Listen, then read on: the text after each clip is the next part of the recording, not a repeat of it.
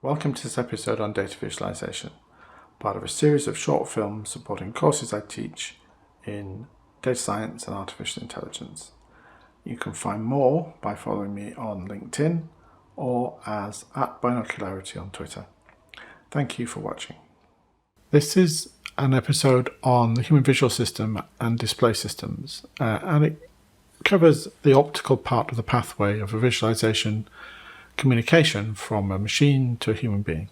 So we're going to look at the human visual system, display systems, and about how the two interact, what you can hope to present on a display system optically. So we're going to look firstly at things that the human visual system can't do. What can't we see? What's not possible to perceive? So you'll see a test in a second, and you're going to see a movie of two teams of students playing with two basketballs.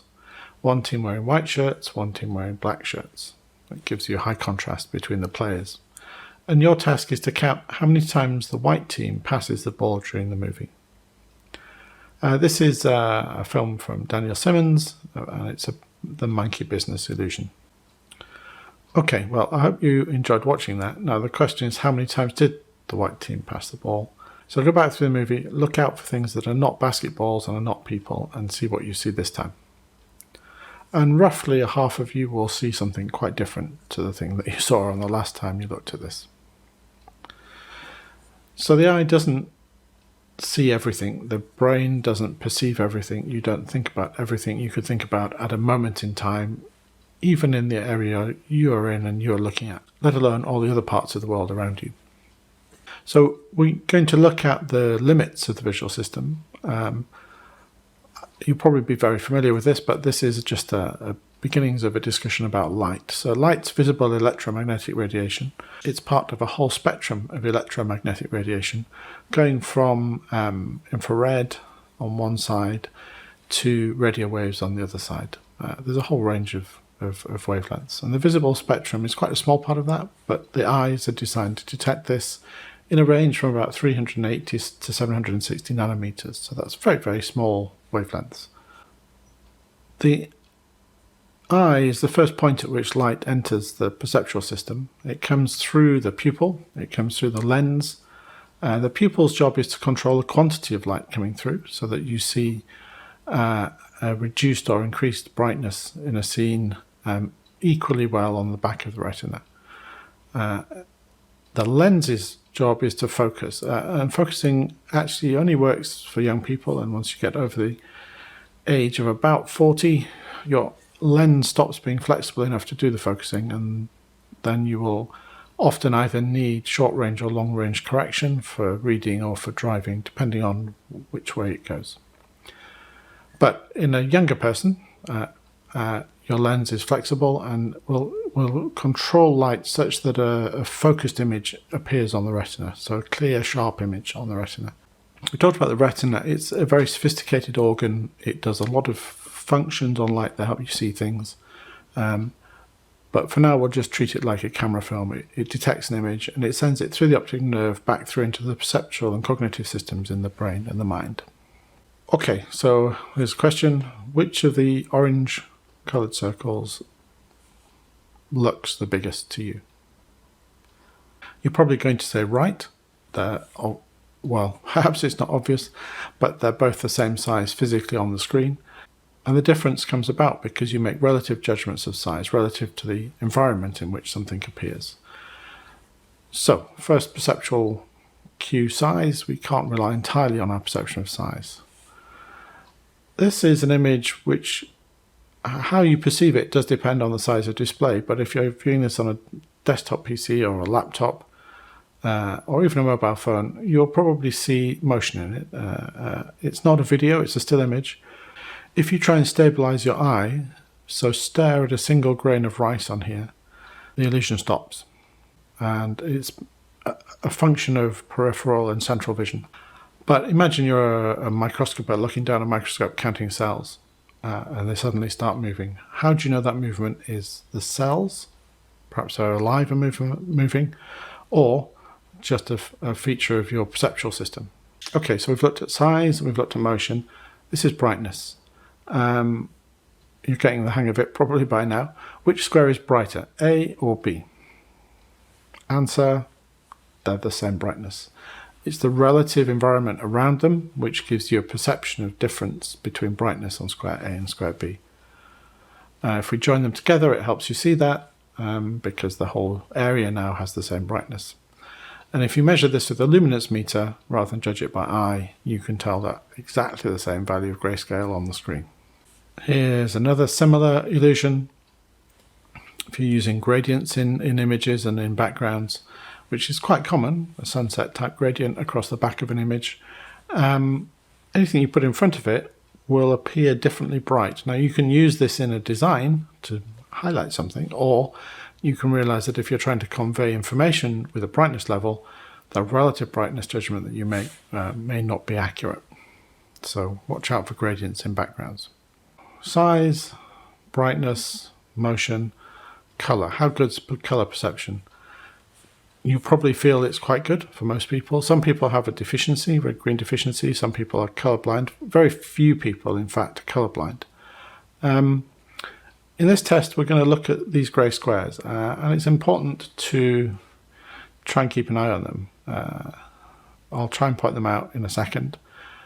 They're going to be in the same place as you see them now in the next slide, and they're going to be the same grey colour.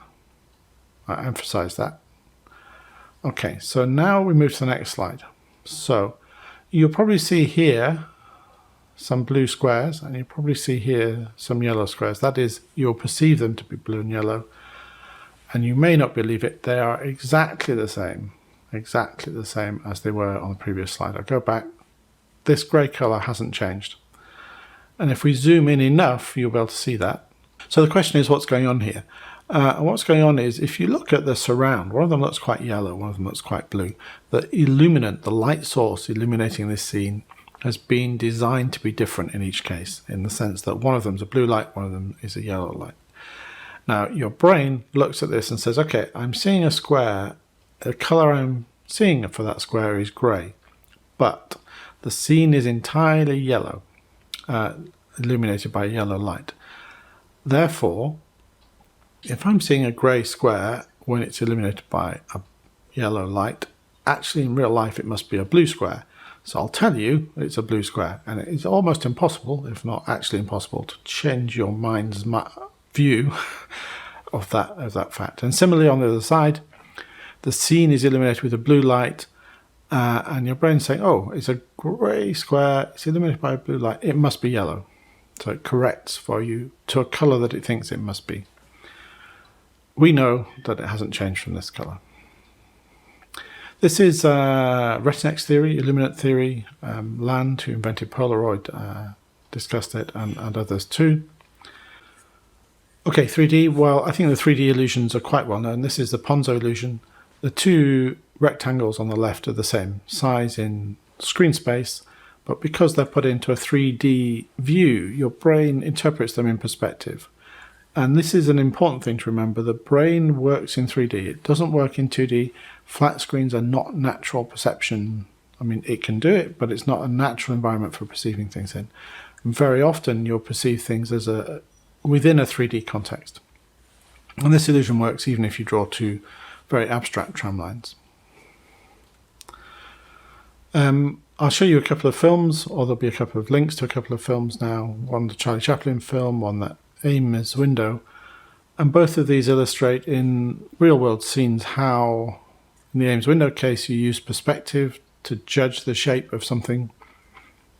The Charlie Chaplin one is interesting because faces you are uniquely designed to recognize and see faces, and the flipping that happens in that illusion, it's very hard to stop, almost impossible, if not impossible to stop. And it shows you how often the brain overrides what you see to replace it with what it thinks you should see, or what it thinks the world really is.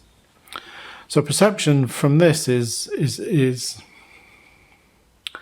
not only is the brain a limited perceptual device, it makes up its own idea on what's happening in the world. It makes hypotheses, and it will accept its own hypotheses over the physically sensed perception of what's there.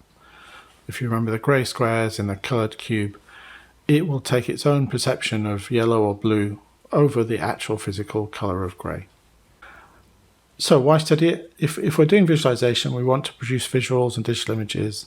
We want to communicate information to people. So if we put things into images you can't see, it's a waste of time. So we want to know what you can and can't see.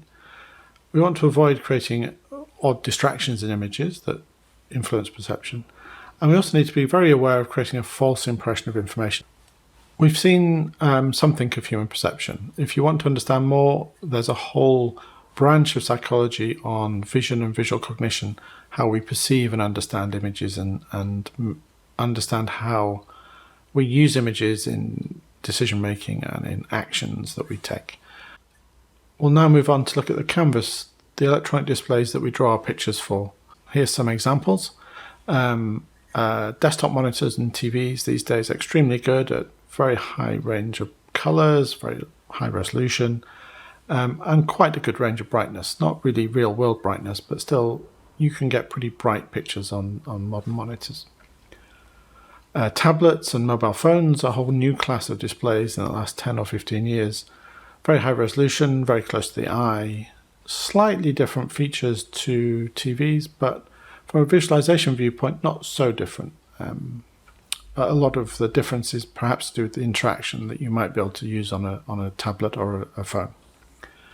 The lower left there is one of the Formula One simulators that are used for training Formula One drivers. I used to work with the Mercedes Formula One team briefly, and we looked at all sorts of things there. One of the most important characteristics there was refresh speed, the number of times a second a picture is changed on the displays.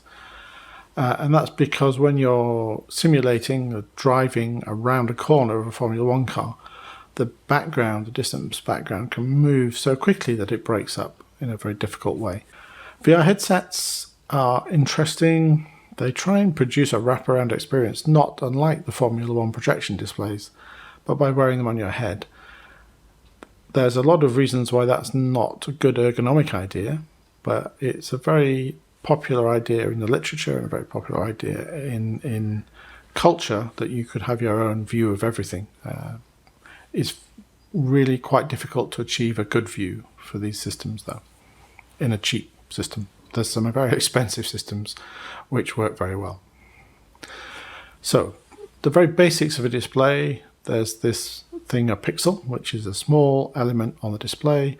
It's a contraction of the word picture element. It was a term IBM came up with a long time ago. And the best way to look at this is it's the smallest addressable area of color on a display. 1 pixel is the smallest color point you can put on a display. So what do we mean by color?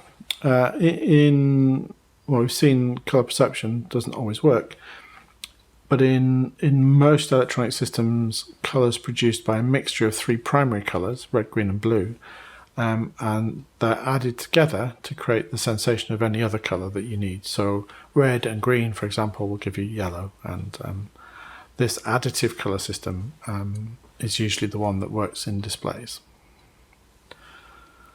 Okay, then there's a question about, so we've got a display, we have these picture elements on the display. How many picture elements? What's the most number of picture elements that you want to put on a display? This is a quick calculation based on a standard measure of visual acuity. So you have a person viewing a display. The visual angle A is the smallest thing that you could see on the display. So what's the smallest size of a pixel that you could actually identify as separate from other pixels?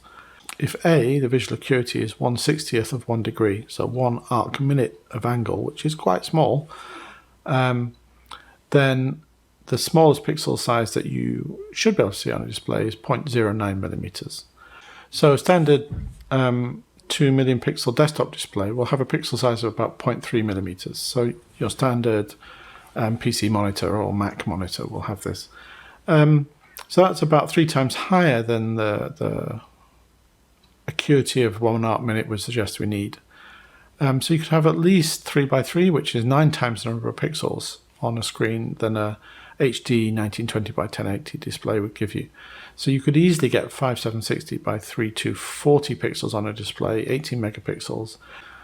We can ask a question about Apple's claims on their Retina displays. These change all the time, but on this one, which was the iPad 3, it had 2048 by 1536 pixels, and it had a pixel size of 0.096 millimeters. This is almost at that 1/60th of a degree 1 arc minute resolution. So is that good? Well, 1 arc minute is what's called 20/20 vision, but in fact 20/20 vision is kind of a norm of good vision. It's not by any means the best a normal person can achieve, and it's not the best that someone with really good visual acuity could achieve. Many people have much better than 0.6 arc minute visual acuity, and if you can imagine vernier acuity and hyper acuity, it goes up to about 0.13, so almost 9 times better. And that's one of the reasons that you can see power lines and telegraph wires in the distance. They're tiny, tiny things. You shouldn't be able to see them, but your visual system can pick them up. So if you go to the very limits, instead of the 3 megapixels on the display that Apple's selling you as a Retina resolution display, you'd need about 50 megapixels. You can look at a table that calculates different resolutions for different displays.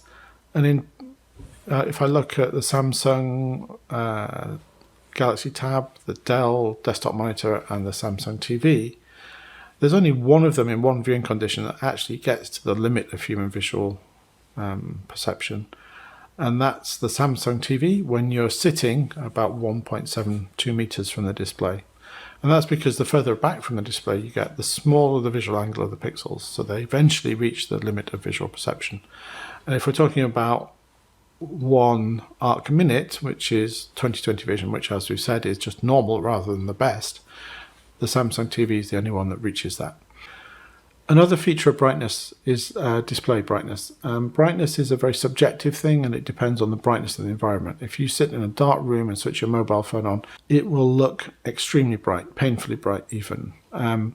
Whereas if you switch it on outside in the sunlight, it will look too dim, and you might not even be able to read it in some cases with some phones. So brightness is subjective. It's the degree to which an area appears to exhibit more or less light. And if you want to objectively measure this, you need to define a measurement called luminance, and it measures the amount of light power. Remember we talked about light waves. Well, the power of those waves, the height of those waves, the amount of light power coming from a point is what luminance measures. If you turn that into display terms, it's visible light, it's candelas per meter squared or nits. Contrast is different. It's a ratio, it's a brightness to darkness thing. And you ideally want displays with a really low dark black level, 0 ideally. And it used to be that certain TV companies would promote their products as being the blackest or the best black or high black, because they knew that very low values of black, a display that could show a low black value, was going to look more zingy, more contrasty. And that's important because high contrast makes things readable. Text looks a lot sharper and more readable if it's high contrast. So it's not an absolute level of brightness that's important, it's the contrast levels that are important in displays. And here's an example of how that works. If you look from left to right, these are low and high brightness. And if you look at the top row, the contrast is low. So whether it's low or high brightness, if the amount of light power coming from a surface is low or high, it's not that your perceptual system is responsive to most, it's contrast. And the bottom shows you that contrast. The peak difference between background and foreground will give you a key standout feature. And contrast is important in all of the visual cues that we use in visualizations. What can we see? So we've looked at what we can't see, where the visual system doesn't work. We've looked at what displays can and can't do that we can see, but what things in images should we try and aim for? This is a much harder question and isn't studied scientifically anywhere near well enough. There are a few people in the world who do this. Ruth Rosenholz at MIT is one person who's very interested in what things work in visualizations, and that's what we're after as visualization builders and creators, the things in pictures that work and convey information well. What do you notice? Here's a picture of a rose. You can prime the visual system to see things. There is something very visible in this, and if you've seen it, well done. If you haven't, I'll tell you it's an animal, and it's hidden in the picture of the rose. And some of you might find it knowing that. Maybe the majority of you will not find it. And this works better in a classroom than it does one-to-one, because if you see it, you see it. If you don't, you don't. And you'll think, what is he on about? But for those people who don't see it, if I prime you and I say, okay, well, look, there's a picture of a dolphin in there and this is the shape it is, you can almost instantly find it. And it shows you that priming is very important in visualizations, and that's why it can be very important to have a key for the important things. So you'll know maps have keys on them. Visualization should come with some keys for the important features at the very least, but ideally for everything. This process of showing you something and then asking you to search for it is known as priming, and in visual search, if you talk to psychologists, it's critical.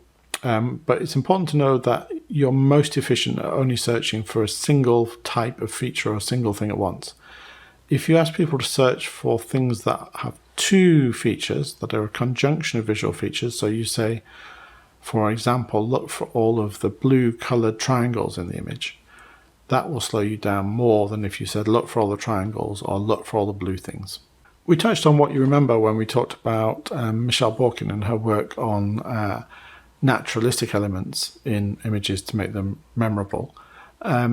It's a good question what you remember, and the information flow from light to thought is stored in a number of types of memory in the brain. And a simple model of this is that you have iconic memory, which stores things for about a second, short-term memory, which will store one or two things, may be up to 5 things, and then long-term memory, which stores something of everything that we encounter. You can recall lots of things, but it doesn't store everything. It's quite easy to overload the visual system, and the visual system, if you provide too many things at once, will just stop working or will work very slowly. And here, there's probably too many line graphs here, and if you wanted to pull out a message, you would be better off splitting them into separate graphs, or individual, one for each line, or separate graphs for each type of coherent trend, so you have patterns that are similar in different pictures. So then there's a question of what stands out in pictures. Not everything that you see stands out, and if I ask you in the top picture to search for all of the 5s, you would spend a while individually going through every line to do that. Whereas in the bottom image, they stand out because there's contrast. So there's 1, 2, 3, 4, 5, 6, straight away tells you how many there are.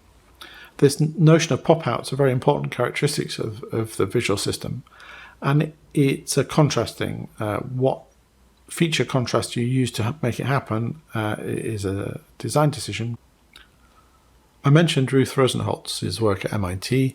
This is some work by Colin Ware, who was originally a British psychologist, trained at Durham, was moved to New Hampshire in the US.